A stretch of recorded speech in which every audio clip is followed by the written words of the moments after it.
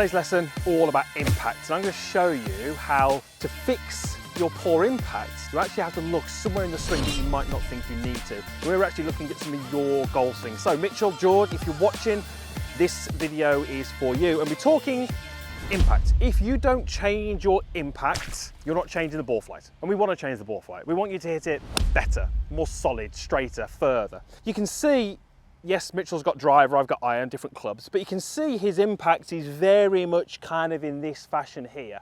Hands back, club getting released. Now, you do want a little bit more of that with the driver, but you can see with his golf swing, it's a little bit excessive.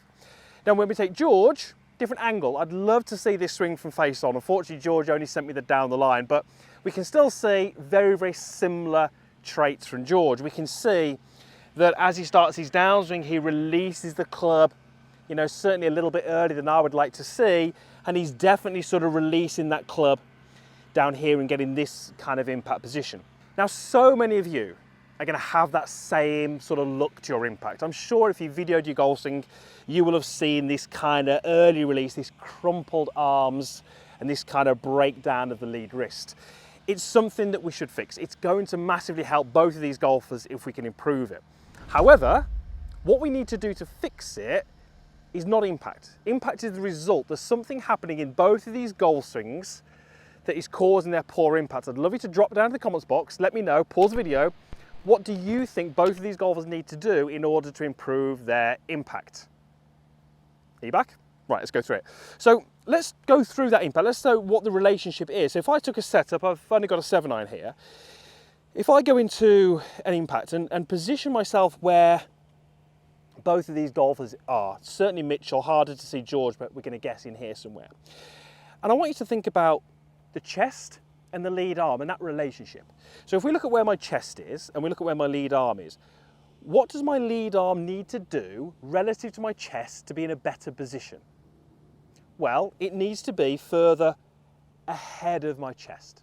You know, if we said my chest was, let's say, pointing at the golf ball, my lead arm needs to be further ahead of my chest. At the moment, their lead arms are too much behind their chest. So lead arm too much across the chest at impact. So where does that lead arm go too much across the chest? Top of the backswing.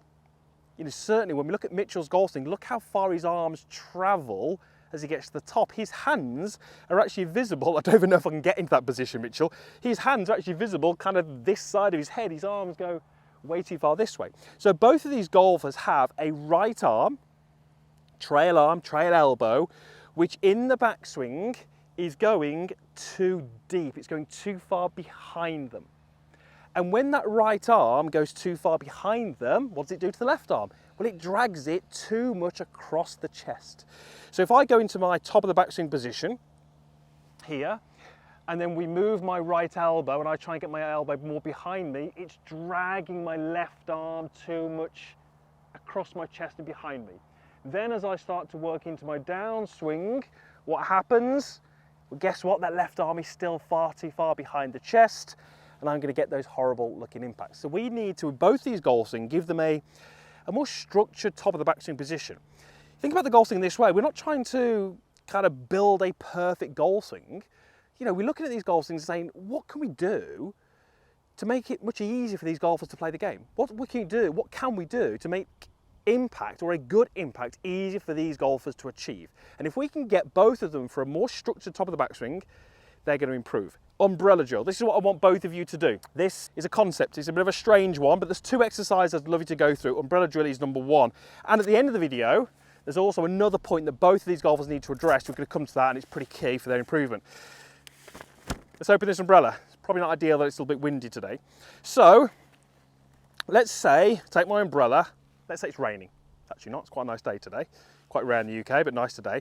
If I made a golf swing and I, let's say, tried to copy Mitchell's golf swing, this umbrella wouldn't stop me getting rained on, because he would be sort of going this way, arms travel really too far, and you can see that that would be his top of the backswing position. That's pretty uncomfortable for me to get into. So what if I said to Mitchell, let's make a complete body turn, So I don't really want him to change too much about what his body's doing, but I want him to keep the umbrella above his head. I want him to stop getting rained on, basically. Well, he would do something like this. He would sort of turn his body, but he would make a movement which is more like this. So notice how that's a shorter arm swing and less wrist set. That keeps the canopy above my head and I'm staying dry. That would be my kind of visual concept for him. I'd get him to stand there and make some swings where he's feeling like he's pointing that umbrella directly above his head. And I say, I don't want him to make a shorter body turn. That's the last thing I want. I want that body turn nice and full, but I want him to feel like that umbrella is going to be keeping the rain off his head. So then I'd say, bring the golf club in, make the same movement. And as he transitions to hit the golf ball, then he can allow his wrists to set and have a little bit of play in them. This is called the Tour Striker Smart Ball. Really simple device. Sits over your head just so that when you drop it, it doesn't fall to the floor.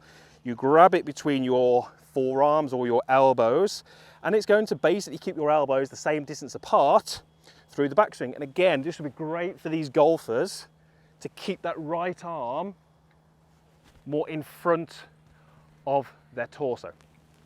On the screen, you've got a swing here of Adam Scott. And I'm going to pause Adam at the top of his backswing. What I'd love you to pay attention to is how his right elbow is pretty much hidden behind his left elbow. Notice how his hands are kind of outside of his right leg. He's got nice wide hand position, perfect. Now, Mitchell was using a driver, would expect the arms to travel a little bit further, but again, these are great visuals for him to have. And if he can use something like a smart ball, and George, and keep the elbows close and feel like that umbrella is above their head, they're going to be in a much, much better position at the top of their backswing, and impact is going to be much, much easier. Sequencing, matching up your body and your arms, incredibly, incredibly important. Now, there's one thing that both these golfers have in common, which I would also love to address, because this is really key and it's going to unlock some much, much better positions for them. Both of them, during the downswing, have got the face laid a little bit open. And when the face is a little bit open, you've basically got two options as the golfer. You either just go with it, start seeing the ball heading way off to the right, missing fairways, missing greens, or you try and square the face in the latter part of the downswing. And really the best way to square the face when it's open is to sort of release the hands a little early and get the club overtaking their hands. So really the pathway for these golfers, the way they need to progress to go forwards, is to get the arms and the body to sink a little bit more. And then they need to get the club face under control. Now for Mitchell, he's actually got a pretty weak trail hand sitting too much on top, so he would need to strengthen that grip a little bit. For George, I can't see his grip, so I'd need to have a look at whether that was the issue, but both of these golfers, I would love them to work into a position on the way down where the club face is pointing a little bit more down towards the ground. If they can get this position, as well as the arms and the body more matched, they're going to be in a really strong position to be able to deliver the club and achieve the impact that they want.